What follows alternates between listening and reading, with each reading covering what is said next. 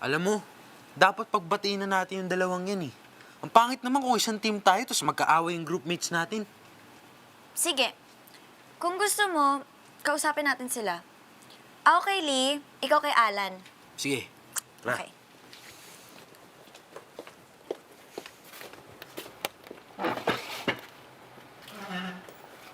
Tol, ano ba kasi nangyari? Dinalaw ko nga lang kasi yung pinsan ko sa Makati. Eh, ba't nagagalit sila eh? Eh kasi nga, yung classmate natin na si Sandy, tiga Makati. Akala niya nililigawan ko yung dati. Hindi naman talaga. For real? Siya lang yung nililigawan ko. Siya nga, ang dami sa kanya nanliligaw eh. Kasalanan ko ba kung ang daming nanliligaw sa akin? Eh siya lang naman ang ka-chat ko ah. Siya lang din ka-video call ko. At siya din ang madalis kong kasama sa mga stories ko. Siya lang naman din tinatag ko sa mga funny posts ah. Hindi niya pa ba gets yun? I'm loyal. Di gaya niya. Halata namang nililigawan si Sandy, hindi pa aminin. Ano nga aminin ko? Eh hindi ko naman talaga niligawan si Sandy. Siya naman kasi mahilig siya mag-overthink.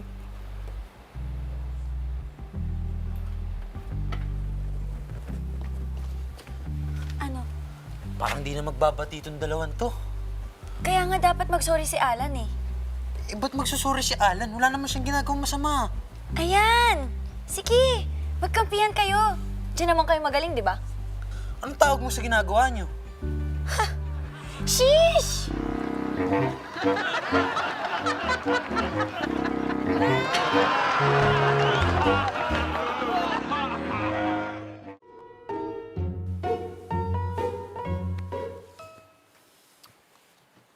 Alam mo, kinausap ko naman ng maayos si Alan eh. Hindi naman magsisinungaling sa akin yun eh. Hindi niya nililigawan si Sandy. Talaga lang ah. Eh bakit nung birthday ni Sandy? Bumati siya ng happy birthday. Saktong 12 a.m. yun. May hearts pa. Ibinibigyan niyo naman kasi lahat ng meaning eh. Ang foundation ng pag-ibig is trust. Trust? Trust?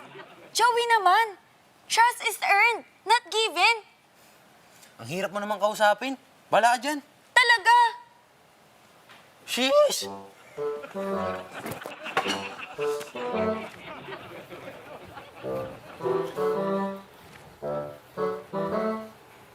Sorry kung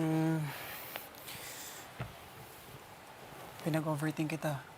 Pero trust me, hindi ko talaga niligawan si Sandy. I know. Nagselos lang talaga ako. Sorry. Basta next time, just tell me ah.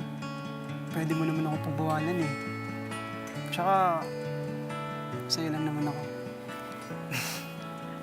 Sabi nga, di ba, there's no true love without jealousy. Bars! Saan mo naman nakuha yung love quote mo? Eh di sa cousin ko, from Makati. Sheesh!